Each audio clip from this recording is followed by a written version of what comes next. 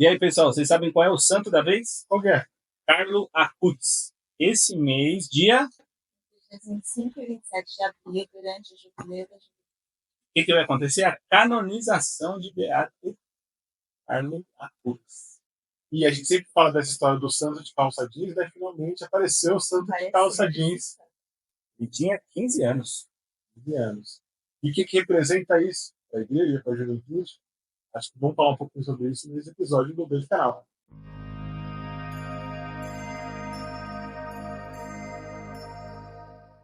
Eu sou a Renata. Eu sou o Renê. Eu sou o Tomás. E sejam bem-vindos ao Beijo Canal. Vocês sabem de qual geração? Eu acho que eu sou milênio. Isso não, acho que isso é isso aí também. Que ano que você nasceu? 85. 85. Então fazemos parte da geração Millennials, ou geração Y. Os Millennials ainda trabalham, são jovens, entre aspas, né? Tá, acho que eu também acabar já. Ali, né, beirando os 40 anos. E o que a gente tem com tudo isso? A gente consegue visualizar agora o santo da nossa geração. Quem é? Carlo Acutis. Foi contemporâneo. De repente, a gente consegue ter de uma forma palpável no santo. E calça jeans. Que a mãe dele vai poder assistir a canonização dele. Isso é totalmente histórico. Surreal, né? Surreal. Imagina, imagina pra mãe ter um filho santo pela igreja. É um negócio fora sério. E pela imagem que ele passa assim, apesar dele ser da nossa geração, ele acaba falando muito mais com os jovens que são jovens agora, né? A gente já não é mais tão jovem. Você não é. Não fica na ilusão. Jovem até quando?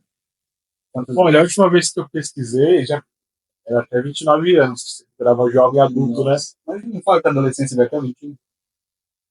Então, eles vão mudando essas faixas aí, né? Então... Mas acho que ele vai acabar falando muito com os jovens de agora, né? Da imagem dele, né? O rapaz que estava na internet, né? Gostava de programação, de sites e tudo mais, né? Mas na era da IA, né? Ele já tinha essa pegada tecnológica, de jogar videogame, gostava de jogar videogame, jogar online. E ele já usava disso para evangelizar. Para evangelizar, exatamente. E muito novo, que é o que chamou mais atenção. Exatamente. Então, de certa forma, ele mostra aí que dá para fazer essas atividades da juventude, né? Mas manter a santidade aí, né? Seguir nesse caminho. E ele começou muito cedo, né? Todos os relatos, né, da história que a gente conhece até agora, ele pediu para fazer a primeira Eucaristia, né? Ele tinha 7 anos para receber a primeira Eucaristia com 7 anos. E Cristo analisou a situação, viu que era uma coisa real ali, uma vontade real, não era, né, uma coisa que a criança estava dando e tal. E com 7 anos, né, a gente não espera uma maturidade assim, de alguém que já tenha certeza do que é ali o corpo de Cristo e tudo mais. E ele tinha essa ciência, na verdade, mais do que muita gente, né, por conta dessa santidade dele mesmo, e ele recebeu a primeira Eucaristia com 7 anos de idade. E o mais engraçado, né, que tudo isso fez com que a família dele também fosse verdade. da igreja, porque a família dele não era tão religiosa assim. Então, nasceu ali, dá também a arrastar. Ele fazia perguntas para a mãe dele, né, sobre as coisas da igreja. E a mãe dele teve que estudar para conseguir responder. A mãe dele teve que estudar para poder conseguir responder para o próprio filho. E isso é uma coisa que acontece hoje. Né? Você vê que tem muito jovem que vai para a igreja, mas que a família não está. Né? E ele acaba trazendo a família depois. E o quanto é importante o testemunho dele, né? Porque quando você conhece a história, então fica mais fácil, e principalmente quando é contemporâneo, né? De como eu posso buscar a santidade, né? Como o testemunho dele me faz entender que, olha, buscar a santidade é fazendo as coisas que eu faço mesmo. Na minha geração, no meu momento, não é um negócio distante, de me comportar igual ou as pessoas que eram mais velhas, antigas, não sei o quê. Não, na verdade, é nas minhas atitudes do dia a dia. O cara usava a internet, montava sites para poder evangelizar, tinha bom comportamento com os amigos, e se a gente pensar, nossa, mas isso é o básico. Então, é isso mesmo, né? Ele exercia caridade também, já pra avó fazer lanche lá, pra levar pros É, moradores de rua. exatamente. Gostava muito de animais. Então, assim, Ah, é verdade. as características dele são muito parecidas com qualquer outro jovem, né? Imagina o cara que jogava com ele online e xingava ele. Você sabia que era exceção. Inclusive, Quando ele chegar no céu lá, ele vai. tem um relato que tudo começou com a babá, né? Sim, Era polonesa, polonesa que veio lá para ajudar a família. E a partir dela, na verdade, que ele começou a ser instruído na fé, né? Porque, como a Renata falou, a família não era tão praticante, né, da religião. E aí, a partir da babá, ele começou a ter essa instrução, e daí ele foi se desenvolvendo. E aí teve um momento que a babá percebeu que ele era tão generoso, tão bonzinho, vamos dizer assim, que ele acabava sofrendo na escola, né? Porque os meninos pegavam PQP, enfim, fazia ali alguma maldade, e ela tentou instruir ele para que ele não fosse tão bonzinho assim. E ele falou que se ele perdesse a paciência, se ele fizesse alguma coisa ali contra os alunos dele, Jesus Cristo não ia gostar disso. Olha só, o cara ainda ensinando na sua ingenuidade, mas ensinando ali que a gente tem que se comportar direito, né? Tem que ter a paciência, tem que tentar. Ele juntava os amigos que brigavam, ele chamava para ir na casa dele, para poder tentar reconciliar os amigos. É fora do comum, né? E ele agia na comunidade mesmo, assim, uma pessoa real. Ele é inglês, né, na Inglaterra, mas ele foi morar em Milão. E tem até um episódio que o pai dele, né, vendo toda essa situação dele, né, convida ele, vamos para Jerusalém. Né, e ele fala, não, pai, não precisa, né, Jesus já está aqui, né. Onde eu tô tá ótimo. Eu tenho acesso a Jesus, a Eucaristia e tudo mais. A resposta dele é muito boa, né, porque ele fala, por que eu tenho que ir para um lugar onde Jesus esteve, sendo que eu tenho milhares de sacrários perto de mim, onde eu tenho milhares de sacrários perto de mim, que ele está agora, ele está vivo aqui, presente. Muito louco, né? E aí fica puxando a orelha pra gente valorizar as nossas igrejas locais. Ele passou por uma situação muito difícil, jovem, né? 15 anos ele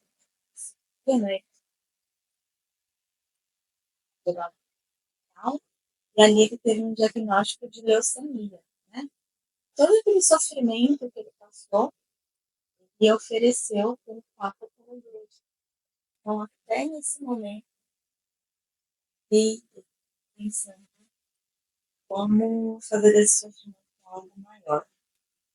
Quando foi no dia 12 de outubro de 2006, 12 de outubro, lembra de hoje? Foi o dia que ele morreu. Então, pense então, em 2006, ele morreu, e em 2010, foi quando aconteceu o primeiro milagre do carnaval. Aonde?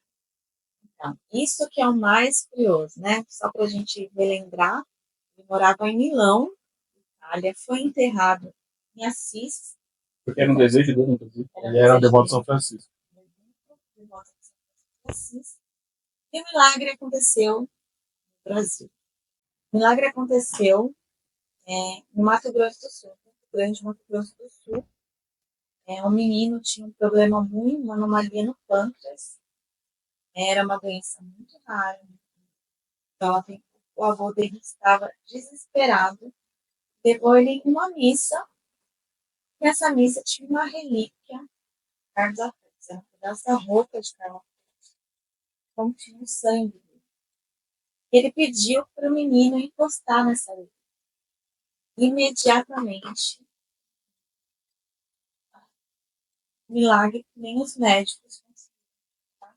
Eles disseram que o menino estava curado. Aí ele não conseguia comer nada sólido. Solamente comer. Depois da missa ele começou a pedir alimentação sólida.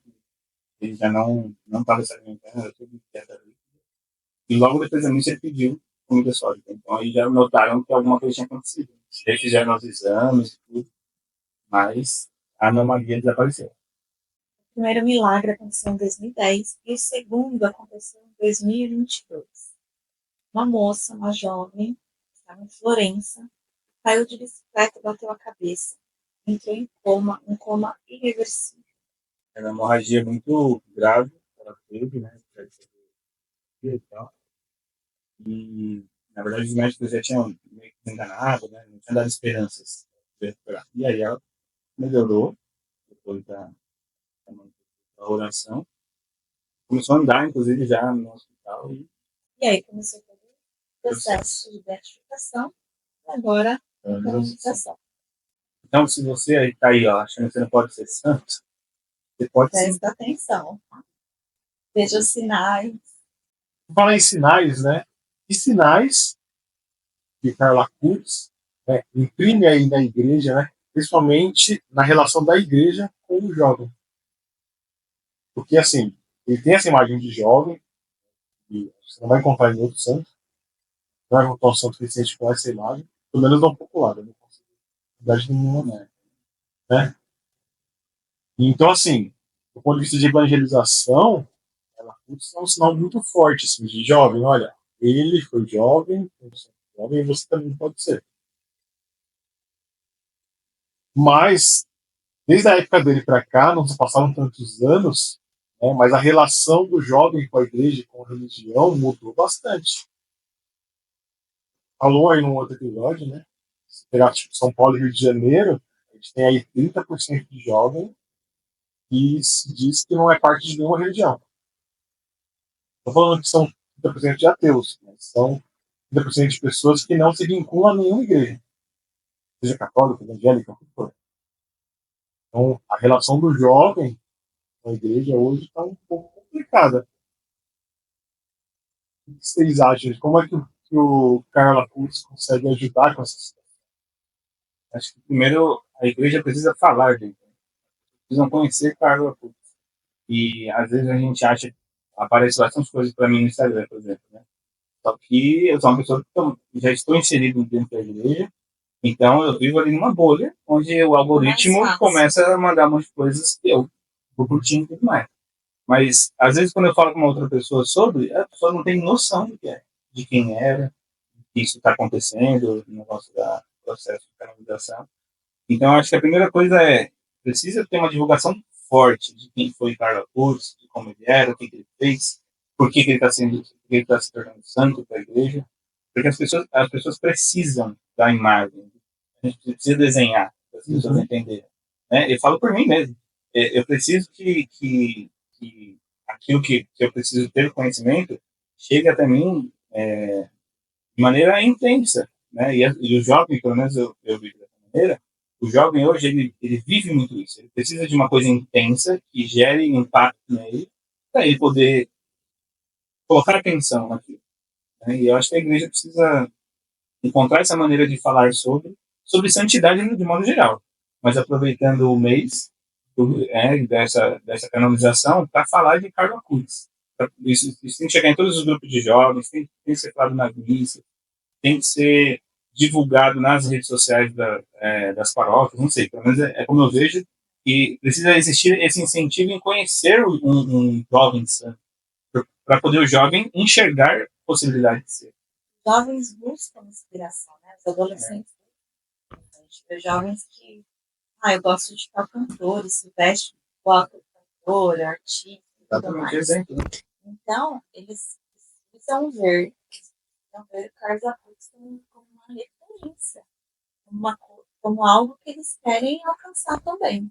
Como ele foi um jovem tão comum quanto tantos jovens de hoje. Inclusive, teve um filme, né, ontem, nem lembro quando foi, eu fui assistir no cinema, mas divulgação mínima, né? De novo, eu fiquei sabendo porque eu sigo redes sociais que me alimentam disso, por conta do algoritmo e tudo mais. Mas a maioria das pessoas não sabia que já tinha um filme falando sobre ele, que é um filme barra documentário ali mostrando a família, mostrando toda a história dele. O nome do filme é O Céu Não Pode Esperar. E é maravilhoso o filme. Você assiste o filme, você se emociona, você fala, meu, são coisas simples que ele fazia, entre aspas, mas que deram de grande impacto. Né? E deixou para todos nós que ficamos aqui, ele veio a falecer, né? Mas deixou para todos nós aqui tipo, um material rico né, com o site dele e principalmente, eu acho que mais importante ainda, com o testemunho de como ele se comportava, de quem ele era. É um negócio do exemplo, que a Renata falou, os jovens olham para um artista e eles querem repetir, eles querem imitar aquilo. Então a gente precisa ter referência para querer imitar um santo. E por que eu vou imitar essas atitudes? Então, é um trabalho, na minha opinião, geral, assim, de catequese e sobre santidade, entender que santidade não é uma coisa distante, que a gente pode buscar todos os dias, ser uma pessoa melhor, não sei o quê. E quando você tem uma referência de alguém da sua época, é um negócio surreal. Então vamos colocar um problema aqui na mesa. Eu já trabalhei com um grupo de jovens, você já trabalhou com um grupo de jovens, Renato já trabalhou com um grupo de jovens da igreja. Isso faz o quê? 20 anos. Não importa. Mas há 20 anos atrás, quando a gente perguntava o que precisa para o jovem seguir o exemplo do santo, né? A resposta seria a mesma que você acabou de me dar. Tem que divulgar, tem que ser algo mais intenso, tudo mais. E nessa longa história da vida, eu já vi um monte de tentativas disso. A gente quer pegar o jovem pela intensidade, do sentimento, às vezes, né? Então, temos que trazer o jovem para a igreja a qualquer custo. A gente faz ele se emocionar, faz ele chorar, faz um monte de coisa, né? Mas ele simplesmente, quando passa a emoção, ele vai embora procurar uma nova emoção. Como não falta alguma coisa nisso aqui? Essa intensidade, né, de propaganda, aqui no bom sentido, é suficiente para o cara olhar um santo como o Carlos Acutis e falar: olha, eu quero seguir esse cara? Eu acho que, na verdade, jovens, que hoje, no caso, é a conexão que ele tem. Porque quando a gente fala de um outro santo, às vezes o jovem olha para alguém muito antigo, muito lá de trás, alguém muito estudado. Mas às vezes o jovem não consegue visualizar dessa maneira. Eu acho que a conexão que o Carlos pode trazer, né, pelo próprio exemplo dele, pode ajudar esses jovens a se visitar novamente, a ver quem eles são, como que eles podem ser. E isso fica numa busca por sentido. Vida. Carla Kurtz, ele é santo, com todos os outros santos, ele chegou a um sentido de vida em Cristo. Então, é difícil, né, um jovem verdade. Isso, então. Porque você já. Não, é o santo jovem, é o santo da internet, não sei o que lá. Mas ser jovem, ser da internet, ser legal, um monte de gente é. Um monte de streamer, né? Um monte de streamer é. E aí que tá. Um monte de streamer que conhecia muito jovem. Muito jovem. Não sei se vocês assistiram essa série nova da Netflix, que é uma adolescência. Entrando um menino, um adolescente, mesma idade do Carla Kurtz, 13 anos, né? Que ele mata uma amiga, comete um homicídio. Spoiler. Mas já passou pela de validade da série. Né? Eu não assisti. E depois, quando vai investigar, percebe que ele estava nesse grupo de internet, né, de ideologia, né, que dá para o jovem essa noção de que, olha, nesse grupo aqui você é valorizado, você é poderoso, e esse grupo ensina coisas erradas. Porque ele se sente que é acolhido naquele grupo e aquele grupo dá um sentido de vida para ele. Mas que, no caso, seria um sentido errado. E aí, eu fico pensando onde que a gente falha na evangelização, não mostrar para o jovem um sentido de vida bom. Por que ele não se sente parte dessa igreja? Porque o Carlos Augusto se sente. Falava, né? Eu tenho Cristo aqui na minha cidade. Então, ele não está mais nesse nível da emoção. Aquilo dá um sentido para ele. Então, mas como. Estou até anotando para poder esquecer o que eu quero falar. Mas como sair da emoção para a razão na prática? Porque como que eu vou fazer o jovem. Essa pergunta é muito boa, o problema. Porque é o problema de sempre. Como que eu vou fazer as pessoas, os jovens, sentir o que Carlos Acutis sentia? Isso. Eu não tenho como. Só chegar, tipo, ó, isso aqui é o que o Carlos Acutis sentia, sinta. Não é assim, né? Por mais que a gente faça retiro, não sei o quê, é muito complicado e delicado como que eu vou... Não existe uma regra para medir a fé de ninguém. E nem deve existir, né? Então, aquilo que Carlo Acutis sentia era muito particular. E é para ser uma referência para nós daquilo que a gente precisa buscar. Mas, na prática, como que a gente vai executar algo que faça que aproxime o jovem do sentido da coisa, né? Que passa pela emoção, mas chega na razão, né? De acreditar, de crer mesmo em Jesus Cristo, em ver em Nossa Senhora um grande exemplo, e era tudo que Carlo Acutis falava, né? Tem uma frase que ele falou para a mãe dele antes de morrer, né? Nossa Senhora foi a única mulher da minha vida, né? Então, olha a grandeza que ele enxergou, né, em Nossa Senhora, por exemplo. Mas como que hoje, dentro dos grupos de jovens, dentro dos movimentos de jovens que existem, as novas comunidades, enfim, tudo isso que trabalha com jovens, como que eu executo isso? Porque eu acho que a gente não chega num ponto, porque é muito intrínseco. Como que eu vou fazer o jovem sentir essa busca pela santidade, essa busca de sentido, para poder ele, de fato, acreditar em Cristo, acreditar na igreja, participar da igreja, estar no grupo de jovens, estar numa pastoral jovem, em alguma coisa que leve ele a buscar essa santidade? Acho que o primeiro passo é criar esse vínculo nessa questão de pertença. Perde. Tem que entender o jovem de hoje como ele é. E a gente meio que existe um descompasso aí da igreja com a geração. A igreja enquanto pastoralmente falando. A gente viu aí, os jovens eles se juntam muito facilmente na internet, aderem a bandeiras, coisa. Isso há muito tempo.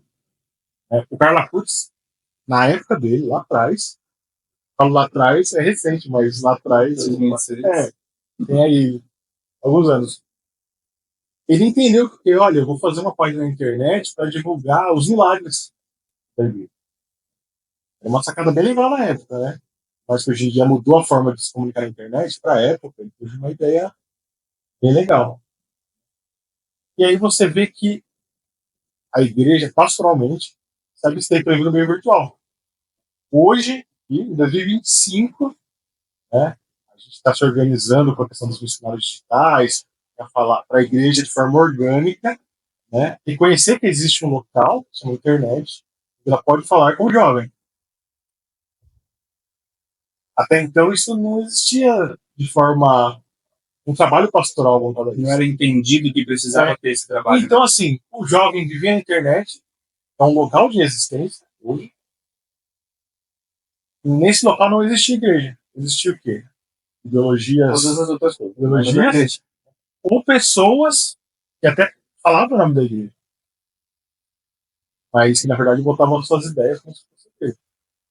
E óbvio também, outros influenciadores digitais bons, ensinavam as coisas realmente da igreja, mas estavam ali no trabalho isolado. Né? Então a igreja perdeu essa chance. Perdeu essa chance. Agora ela está se organizando para trabalhar. É bom, tem que fazer mesmo. Sim. A gente perdeu esse tempo. Né?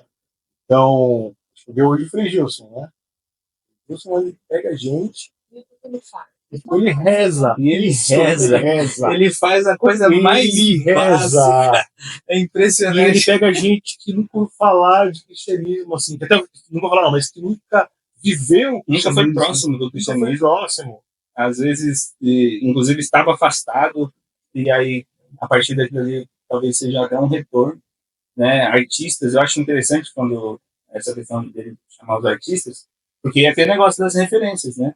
Então, quando eu vejo que o artista X, inclusive eu já podia estar seguindo esse cara não sei quanto tempo, eu vejo que ele foi no Frei Gilson, tu dá uma chance, né? Aí você fala, pô, peraí, esse cara foi lá, então eu também vou assistir. Sim. Né? Isso está acontecendo até com pessoas cristãs de outras igrejas, né? As pessoas estão comentando lá embaixo das postagens. Não sou católica, mas estou fazendo toda a quaresma com o Frei Gilson, ele está sendo algo transformador na minha vida, não sei o quê. E como disseram as pessoas, né, Frei Gilson, você não pode falar, mas a gente pode. Tá fazendo um trabalho espetacular, segue aí. E eu acho que esse é um exemplo legal. Eu acho que esse é um exemplo legal, porque assim, ele teve aquela popular com uma ideia mirabolante para fazer as Pra pessoas. isso. Vou fazer um grande impacto. Não, Inclusive, começou com uma penitência dele. exatamente. Ele só De resolveu 40. ligar a câmera. Sim. Então aí talvez seja uma dica, né, de como a gente chegar nas pessoas, né? Porque as pessoas não buscam impacto. Eu acho que esse impacto pelo sentimento, né? Hoje a gente vive num mundo que as pessoas buscam isso. Mas se você impacta só o sentimento da pessoa, isso acaba. E a gente é uma sociedade, como dizem lá, líquida, né? Então eu vou pulando de paixão em paixão. Infelizmente, a gente pula de paixão em paixão. E o que a igreja tem que dar pra gente, na verdade, é o contrário. Ela tem que dar um vínculo, um sentido permanente de vida. Conforme a gente se encontra com Cristo, a gente começa a perceber que o quê? Essas paixões, né? Elas não podem ser o meu sentido da minha vida. Elas são todas passageiras. Ideias, grupos, né? O foco da minha vida é Cristo. E isso que o cara começou a fazer. O foco da vida dele foi Cristo. Ele viveu tudo que um jovem tinha para viver. Mas o foco da vida dele era Cristo. Mas é, isso é aí que tá. O negócio que eu falei da execução, como que a gente vai executar um trabalho como igreja para que as pessoas sintam, busquem esse sentido e entendam e sejam coerentes com as suas escolhas? Porque é muito difícil. Porque hoje as pessoas já estão perdidas. Né? Às vezes eu digo que sou católico, mas nem vou à missa. Aí sou católico não praticante. Tá? Eu vejo que pastoralmente falta aí um trabalho de formação, de atualização pastoral nas paróquias, né? De entender o quê? De entender como funciona o jovem, a cabeça do jovem agora, para acolher. Né?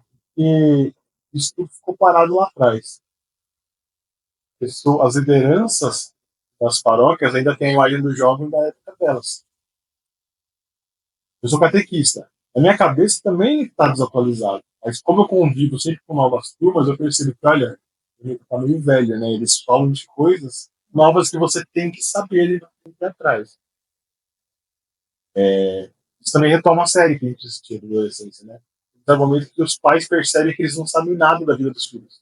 Porque os filhos têm todo um código de grupo na internet e os pais não têm, né? São totalmente alheios. São totalmente alheios. Né? Isso aconteceu também, né? Isso acontece. Né? Acontece. E o jovem tem, assim, como todo ser humano, existe essa busca por sentido. O jovem tem isso. Mas seja ótima maturidade para ele nos pontos, ele busca sentido para a vida dele. O jovem ele vai para a paróquia. Ele vai lá e conversa com o padre. Quer atender ele lá. Qualquer liderança quer atender ele lá. Ele chega lá e não sabe o que não fala. Né? Ele chega lá e quer saber coisas da igreja.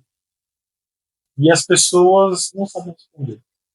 Ou as pessoas estão muito ocupadas para responder um jovem. Só que hoje está no mundo de internet. Então, se o jovem vai atrás de informação e você não dá, não é que ele vai ficar sem informação. Não é que ele vai ficar sem informação.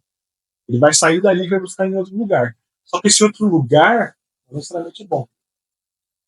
Então a gente cometeu dois erros. Primeiro que a gente não acolheu o jovem. O segundo que a gente jogou ele na mão de qualquer um na internet. Abriu mão dele. Você abre mão.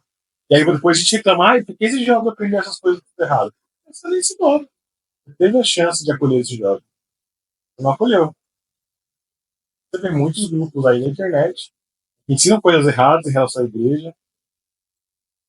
E o jovem tá lá. E que tem uma audiência gigantesca. O jovem tá lá e eles agarram aquilo como bandeira. Né? São pessoas que falam bem, que influenciam muita gente. E que a gente critica, né? Ele tá errado mesmo.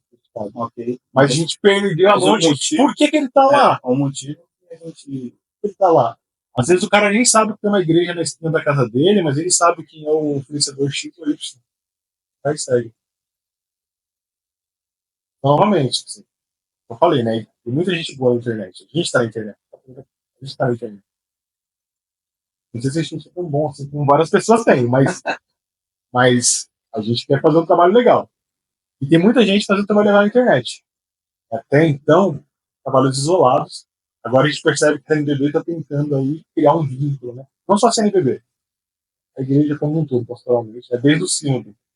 Né? No último sínodo aí você percebe que tem um esforço para integrar isso. Isso é muito bom.